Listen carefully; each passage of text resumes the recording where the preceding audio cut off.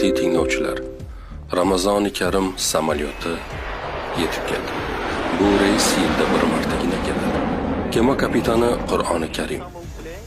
Reys raqami hijriy 1442-yil. Reys masofasi 29-30 kun. Uchish muddati kuniga 15-16 soat. Yo'lovchilarimizdan iymon va taqvo kamarini bog'lab olishlarini iltimos qilamiz. Musofirlarimizdan yana bir iltimosimiz, safar mobaynida sadaqa, muhtojlardan xabar olib turishni unutmang. Namozlarga mahkam bo'ling. Muhim eslatma, iltimos, harom va shubhali bo'lgan barcha narsalardan tiyiling.